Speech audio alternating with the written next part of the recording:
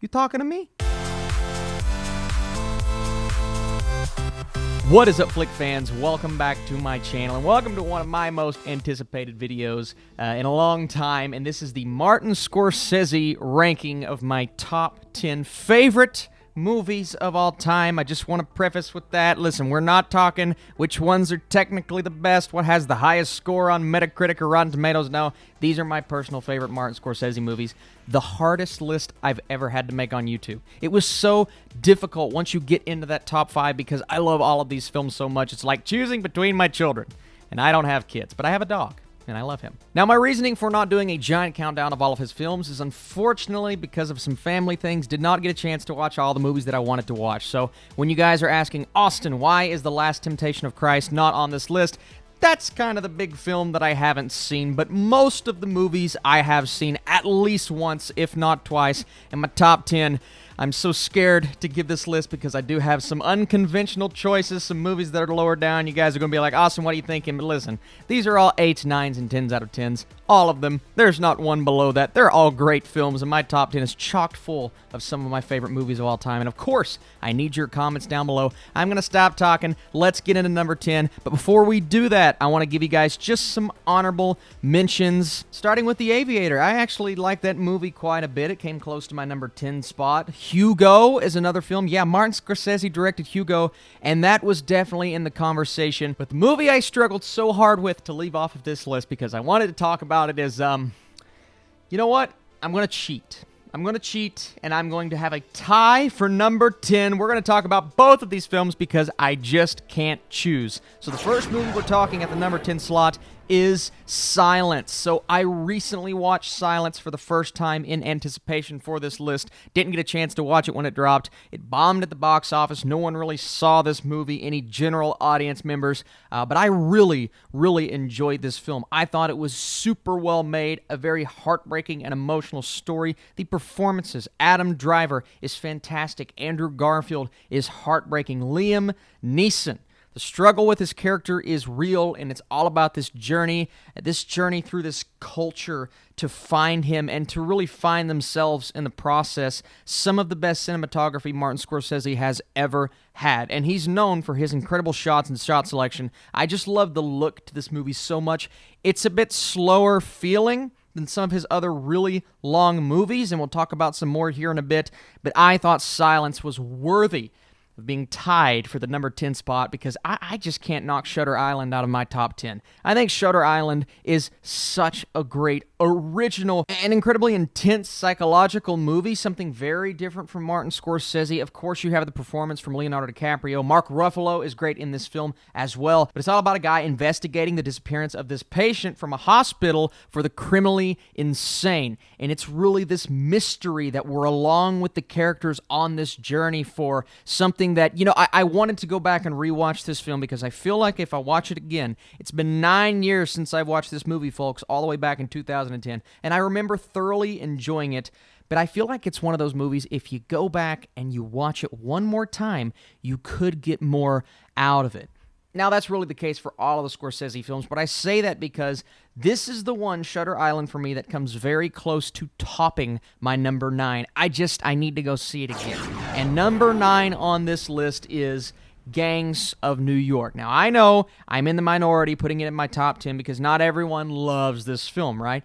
I really like everything this movie represents and it stands for. We have Liam Neeson once again, Leonardo DiCaprio, John C. Reilly, and of course, Daniel Day-Lewis, who really is just the glue of this movie. He brings it all together, one of the best performances that I've ever seen from him, but one of the best actors of all time. It's really hard to choose just one. There Will Be Blood. Regardless, I think this film is wonderful. My two things about this movie, two things that really keeping it from being one of the best, absolute best Scorsese movies. Cameron Diaz's performance, I'm not the biggest fan of. She's not awesome in this movie. And then I do think this one is another Scorsese film that is just a tad bit too long, and you can feel the length. Regardless, these three movies in my bottom two spots, how does that make sense? I don't know. Shutter Island, Silence, Gangs of New York, they're very close for me. Kind of breaking away from the pack a bit is Casino, my number 8 favorite Scorsese movie. I don't love this film with everything in me. It's not one of my favorite movies of all time or anything, but I think it's fantastic. I mean, it's a great Scorsese movie. This is another one where I can feel the length just a tad bit. Another one that I watched recently for the first time. And while I wasn't as invested in this story as the movies above this list, I still think it is so well made and so well paced. The voiceovers are what get me about this movie, because normally, and it's the same case with the other crime boss Scorsese films, but normally I don't like voiceovers that are handled in this way. You have Pesci, you have De Niro, a couple of other people get thrown in there, but it really is a movie that is just so much fun to watch, because yes, it's another mob boss Scorsese film, of course, but this time you're dealing with a different setting. You're taking these mob bosses from their normal setting and you're throwing them into a casino, and all of the crazy and wacky and psycho things that can happen within that, and this loose cannon guy that Joe Pesci normally plays causing trouble, causing so many problems for Robert De Niro's character, and it's just an absolute blast to watch. One of the more stylistic Scorsese movies in this vein, and this was, like, in my opinion, like the prime of Martin Scorsese, that 20-year prime. Imagine that 20-year period just through the 80s and the 90s, and this is 1995, I believe, capitalizing on what he's done so far, bringing in new elements, and he's constantly doing things like this. But Casino is another one of those films, man. It just sticks with you, and the more you think about it, the more you love it. The next one on this list is one that I think some people will have lower than, say, a movie like Casino, but I was shocked when I went back and watched this for the second time about a month back, and The King of Comedy just completely blew me away. Rupert Pupkin is one of my favorite De Niro characters of all time. This odd, quirky, creepy guy who is obsessed with this talk show host. He's really an obsessive person in general, and everyone knows this. Heck, he knows this, and the links that he goes to in this movie, they are ridiculous from one perspective, but from another perspective, they're very entertaining. And this actually came very close to passing a few movies above this on this list. I do need to see it again, because these other films that we're going to talk about, they're either classics or they're modern-day classics, movies that I grew up with. The King of Comedy was neither of those things, but going back and rewatching it, not knowing that I loved it this much, really gave me a new perspective, man. I mean, easily a 9 out of 10 movie for me. It is so good, so well-paced, so entertaining, and the ending is going to leave you sitting back and going, oh, man, I can't believe that was the result of everything that he did. But you're rooting for the guy the entire movie, and that's what Scorsese does so well. He brings you these unconventional, I mean, not a classic hero, right? He brings new dynamics to his heroes and his villains, and I love the way he tells a story, and The King of Comedy, in my opinion, is an incredible story to tell. Okay, next up. This was tough. My 5 and my 6, I mean, they went back and forth so many times, and, you know, I wanted to put this at 5, I really did, but my number 5 is like pure Scorsese classic, and it's really hard to top what that movie did and the impact that it left. So at my number 6 spot, I'm going The Wolf of Wall Street. Listen, I take nothing away from this film. Easily a 9 out of 10 movie for me. It is so good. I mean, The Wolf of Wall Street is incredibly well-paced, one of the easiest of the longer Scorsese movies to get through, because everything about it works. It's firing on all cylinders. I think DiCaprio, this is maybe one of his best performances I've ever seen. Heck, you got an Oscar-worthy, not a nomination-worthy, an Oscar-winning-worthy performance from Jonah Hill, and everyone is just so great in this movie. The energy, it's so rambunctious and psychotic, and you don't like these guys whatsoever. They're slimy, they're nasty, they're bad people, but you're still kind of rooting for them. I mean, you're still pushing for them to make more money and do more crazy things. You just want to see how hectic and how crazy it can possibly get. The fact that this is number 6 on my list, I mean, easily one of my favorite movies of that year, that tells you how good of a filmmaker Martin Scorsese actually is. That this movie didn't even make my top 5 when I love it with everything in me, and I think it's one of the best movies of the decade. I really do. But, once again, Martin Scorsese, what are you going to do? Next up is Taxi Driver coming in at number 5. Now, this is the one that I was talking about earlier. I think a lot of people are going to have it in their top 3, their top 2. Taxi Driver is a movie that I think is very, very close to having a perfect first and second act. And I know a lot of people's favorite part of this movie is the third act, but going back and watching it again, I did have a few issues, some nitpicks here and there, and you're saying, Austin, you millennial. First of all, I'm not a millennial. I'm actually the one after that. Second of all, I love the movie. I think the movie is freaking phenomenal. De Niro's character in here, it's probably the best that he's done so far. I mentioned King of Comedy, and of course, another movie that we're going to talk, many more movies we're going to talk about, but I think Taxi Driver may be his best performance because you're just so unsure of this guy who makes you feel icky the entire time. He's an unstable veteran who works as a taxi driver, but the story is deeper than that. It's all about a nobody who dreams of being a somebody.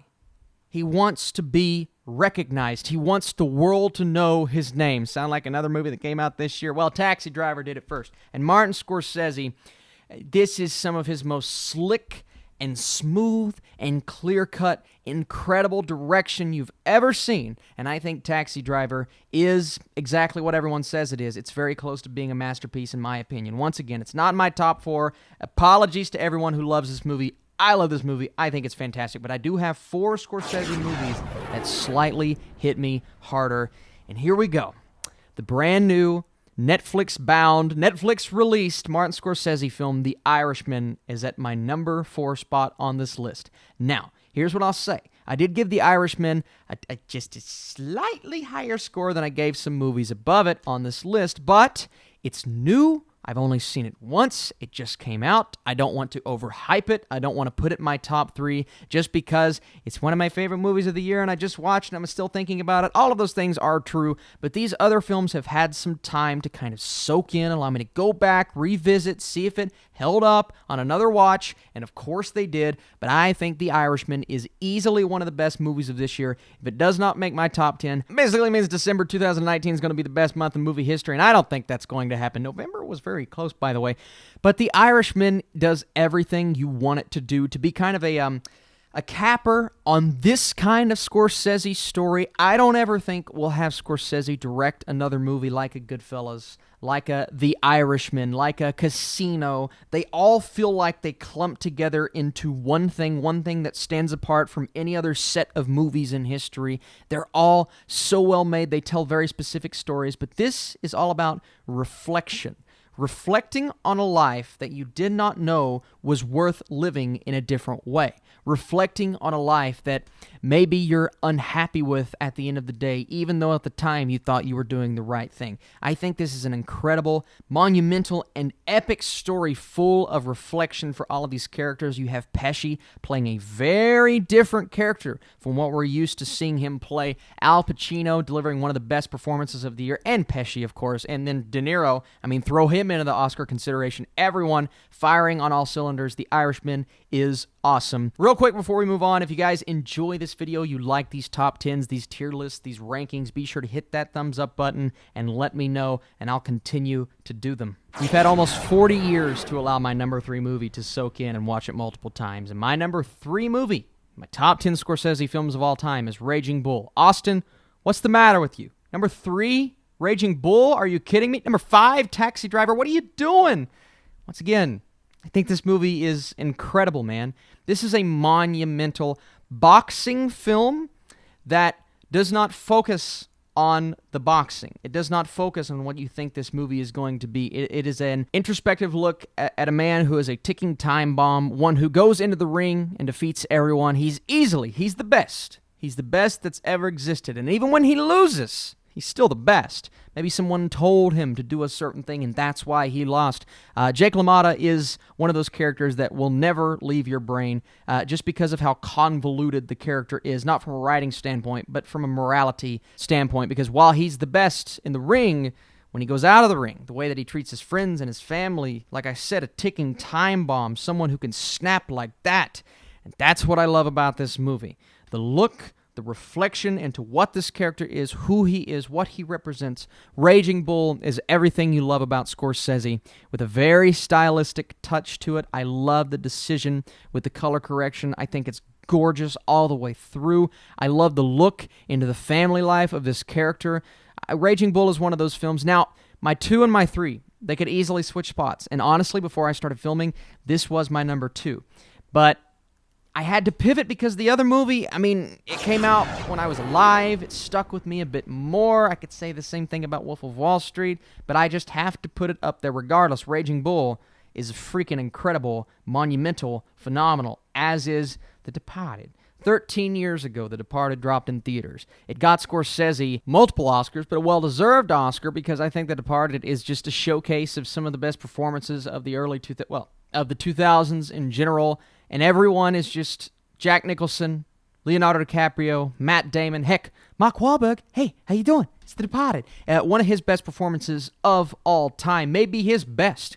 Everyone is just, and I know I keep saying this with the Scorsese films, and it's going to keep coming out of my mouth, but everyone is fantastic in his movies. And that's what I love about Martin Scorsese. He always brings a stylistic touch to his films, whether it's one that you're used to from him or something different, like a Raging Bull or like a Casino. But then he's just so consistent with the way that his actors handle each other, the dialogue, the conversations, the natural feel to everything. And I just think that works so well in The Departed. I almost said better than the other Scorsese movies, but it's really hard to compare all of these things because they're all close to being masterpieces or masterpieces, so it's really hard to compare a masterpiece to a masterpiece. But this film is all about the rat. The police sending in a guy to infiltrate the mafia, but then the mafia sends in a guy to infiltrate the police, and that's the thing about this film is it's one of the more interesting and intriguing stories that Scorsese has ever done. Now, are a few of the metaphors on the nose?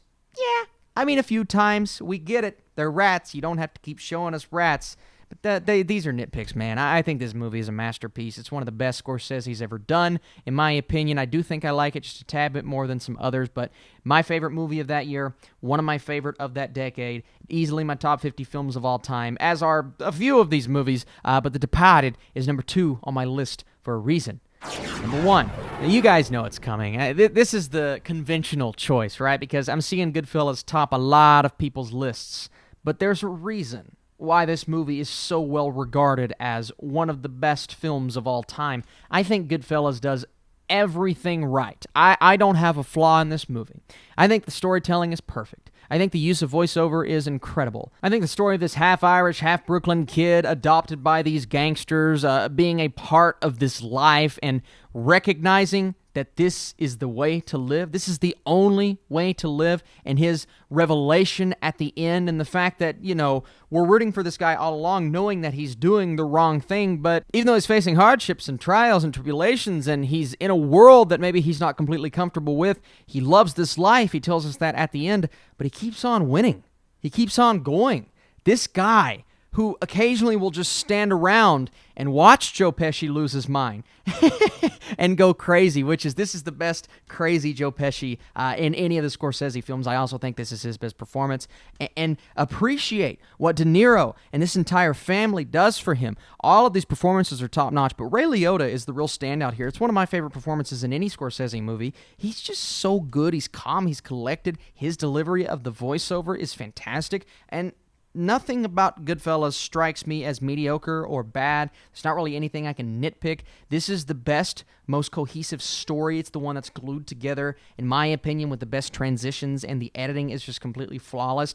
And it's the only Scorsese movie where I'm locked in 100% of the time. Now, the majority of the other films, I'm locked in like 99, 98% of the time. But Goodfellas, I don't even remember taking a breath during the film because I'm just constantly captivated with what's happening on screen. It's in my top 25, top 20. I mean, it's up there in my favorite movies of all time. And it is pure, unadulterated Martin Scorsese. The movie came out in 1990. I talked about the Scorsese Renaissance earlier, that 20-year period. This is like right in the middle, man. This is Scorsese at his prime. But 20 years later, almost 30 years later, he's still churning out, in my opinion, phenomenal movies. We just got The Irishman this year. How long has this guy been directing? How many movies has this guy directed? So many. And there are still a few Scorsese films that I have not watched. Like I said, The Last Temptation of Christ. That's really the big notable one on my list that I need to get to.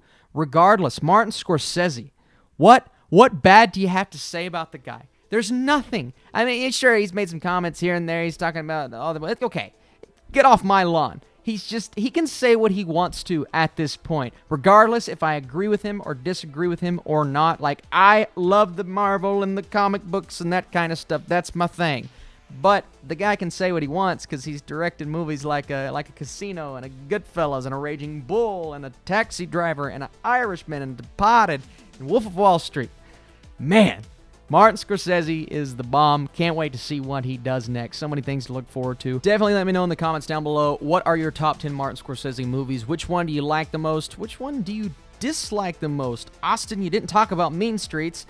I'm not the biggest Mean Streets fan. That's really the only Scorsese movie that I find to be completely underwhelming. All of the other ones, though, they work super well for me. You guys are truly and absolutely the best. Next up is probably my best and worst movies of November, which I believe is the best month of the year.